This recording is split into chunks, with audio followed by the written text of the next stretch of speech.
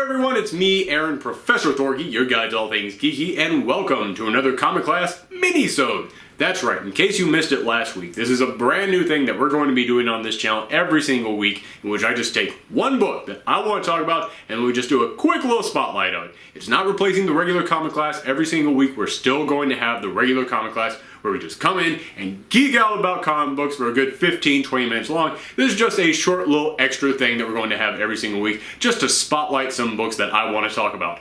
However, I do have to mention that this week, the regular Comic Class is going to be taking a break, simply because here on the Professor Thorgy channel, we do spotlight everything from the world of geekery, including comic books and video games, and this week is E3. It's the biggest week for video games ever, so yeah, I'm gonna have to spend all my time working on that. So comic book fans, don't you worry, next week we'll be back to normal, but this Wednesday you're gonna have to share your comic book spot with the video game fans. However, next week is going to be the last week in June, and you know what that means. It means that all the June books for DC's Rebirth will be out, so next week is the big episode where we cover all those books. That's right, next week I'm going to be spotlighting every single book that came out in Rebirth. We're going to break them all down, discuss them. I know a lot of you guys have been looking forward to that, so I just want to let you know, it's not that I've forgotten, it's that I like to do one a month at the end of the month, so that's what we're doing. So look forward to that.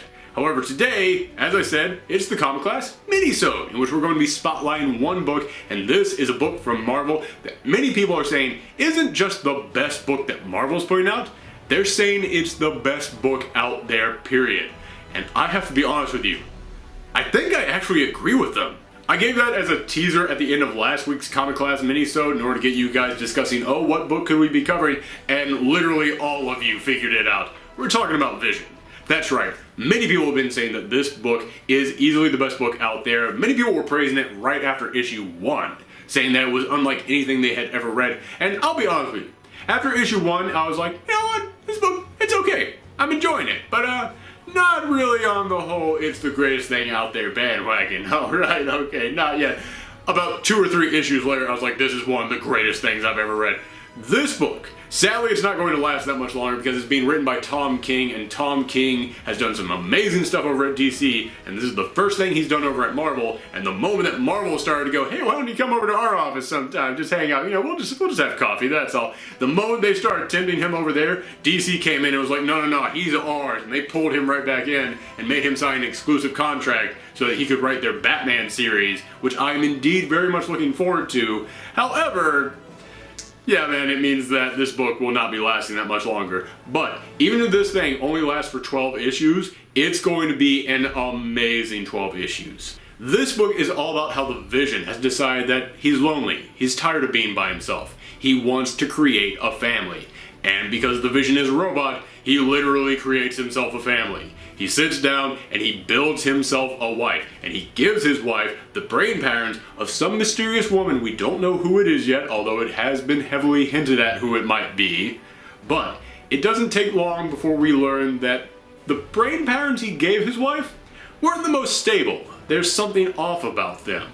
And then they create 2 children by combining their brain patterns together. So you basically have the Vision trying to create a family, trying to create a life for himself, but his wife and his kids have something off about them. There's something not quite right. And this book has a narrator reading you every single thing that's going on, but also telling you things that are going to happen in the future. And the first thing that hooked me was in the very first issue, after their neighbors come by to visit. As they're walking away, the narrator comes in and says something that's going to happen to them in a few weeks, and that one of the members of Vision's family is going to be responsible for it. I'm trying to keep this vague while still making it just as astonishing as it was to me. But they come in and tell you this, and I read that and went, wait, what? Like, it came out of nowhere. And that's what this narrator does throughout this entire series. He just keeps telling you things that are going to eventually happen. And every single one of them is darker and darker than the last one. And as you watch this family, and as you see that his wife is not quite there, and there's something wrong with her, and as you see that the same applies to his children, and as they start to learn, and as they start to see how people are around them, and how they don't quite fit in, you see them going down that path. you see them slowly moving towards that thing the narrator has described. And then eventually you have like a psychic come in, which I know might sound a little bit weird, but this is the Vision, and he is connected to characters like the Scarlet Witch who are connected to magic, so it's not that weird in all honesty. But you have these psychics come in and go, yeah, no, I just saw the future. This is the bad stuff that's about to go down. And then again, you see the road to that destruction. And this entire series is just you getting attached to these characters. Because you do. You get attached to the Vision. You care about him. You care about his family because he cares about them. And you care about his children because you see what they're going through. And then slowly you watching them go towards that dark path and going, oh no, don't let this happen. No, don't stop, no. So it really just rips at you as you read it. I know that I kind of have a reputation on this channel for constantly coming out and talking about how I enjoy uplifting things, joyful things, happy things, and I want everything to be fun and bright and colorful, yay! And because of that, many people have assumed that I don't like the darker stuff. I don't like it when books get gritty and edgy and dark. I do, when it's done well. This book is darker than anything I have read from any independent company, any mainstream company, anything I've seen in film recently. This book gets insanely dark because it knows how to do it. It knows how to set up that dark endpoint and just play with your emotions every single page turn. This is the only book in my 18 years of reading comic books, Jesus, I could vote in my comic book lifespan. That is how long I've been reading comics. But this is the only book in my comic book reading lifespan that has ever actually made me gasp. Like, audibly gasp, not go, no, I mean, like literally like inhale from the shock of something, because there was one moment in which they were building up the tension between the Vision's wife and one of their neighbors, and they kept building it up, and then eventually something was going to happen, and I realized what was going to happen the page right before it happened, and I did not want to turn that page. The moment I realized what was about to happen, I was just taken back by it. I was shocked, and I didn't want to turn the page because it was so tense, I didn't want to see what was about to happen. And I was totally right. It happened, and man, that was stunning. And it's not even big things. Yeah, I'll admit some characters die in this. I'll admit some things go horribly awry in this book. However, there are small things that go wrong. And sometimes the small things are more dramatic than anything else that happens in this series. And that's because Tom King is a master at crafting tension. There could be a small little tiny thing that the Vision ends up doing. And I'm not going to spoil what it is because it is such a small thing, but he leads up to it so much and places so much importance on that small thing that even that by itself is more dramatic than the giant stuff that ends up happening in this book. That is a level of writing craftsmanship that I have not seen in any other book that's out there right now. And I know that a lot of people out there might be looking at this as like, the Vision isn't a dark character, why are they treating him like that? This is in no way paying respect to the stuff that I love. Listen, I grew up with the Avengers, I grew up with the Vision, I know these characters, and I can tell you, this book pays respect to continuity more than any other mainstream comic out there. This book references tons of stuff from Vision's past and does an amazing job of stacking it all up to show you how the Vision would go from that character that you used to know to the character he is right now.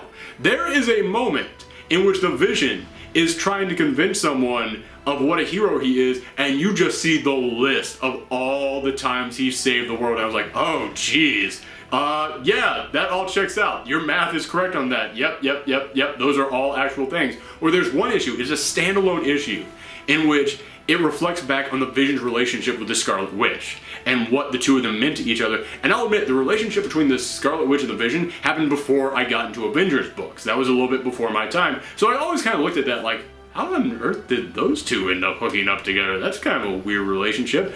But when I read this one issue that showed you the entire lifespan of their relationship, from their first love, meeting each other, getting to know each other, to when they really fell for each other, to their marriage, to them having kids, and how everything went wrong right after that, it shows you how it went from that first time they met to the very last time that they were together and it makes you go, oh my god, that is a tragic relationship. That is a complex relationship.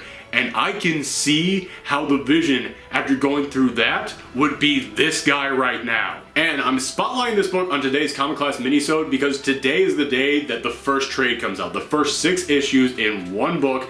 I highly recommend it. I cannot suggest this book enough. If you are someone who loves drama, loves tension, loves twists and turns in your stories, go read this book. If you have ever looked at the Marvel books and went, you know what, none of those books are for me. I like more serious books. I like books about human trauma. I don't really care about this superhero stuff. Do yourself a favor and read Vision. Seriously. Yeah, don't be confused just because the guy on the cover is a robot. Don't be confused just because the Avengers might show up in a panel or two. No, no, no, no, no. This is a book about drama. This is a book about characters. This is a book that you don't know where it's going, even when they tell you where it's going. I highly recommend this book to anyone out there, and I'm going to go ahead and say it. Every single year, I make a list of my top 100 comics from that year. This is definitely going to be in the top 10. It might even be number 1. There's only going to be about 4 issues left of this. They would have to completely tank this series for it to not be in my top 20. For this book to not make it that high, every single issue after this would have to be complete garbage. And I can't imagine that happening because I just read the previous issue a week ago. Oh my god, they were pulling in other characters who weren't even connected to this story so far, and yet fitting them in there so perfectly and so smoothly that it is genius, and they're taking them down darker paths that again makes total sense for their characters. How is it that Tom King, who is DC's poster boy at the moment, has a better grasp of the entire Marvel universe than anyone working at Marvel right now? Oh my god, Tom King, you can do no wrong. Why did I say that? Literally every single time that I have said that about a writer, they then disappointed me. Bendis! But okay, that's it for this week's Comic Class Minisode. As I said, next week we will be returning with an official Comic Class in which I will be spotlighting every single book that came out in June's DC Rebirth line, as well as having another Comic Class Minisode in which I spotlight another random book. So I hope that you guys look forward to those, and if you want to see them, make sure that you hit that subscribe button. And if you want to see some other videos from me, make sure that you click on those at the end of this. And if you like this video, make sure that you share it all around the web. It's the best way to help out this channel. You guys have been doing that a lot lately, and it really helps. And if you want to suggest future books for me to spotlight on the Comic Class Minisode, then you can contact me on Twitter or Tumblr at Professor Thorgy, or you can leave that in the comments down below. Thank you guys for watching this episode. Good night.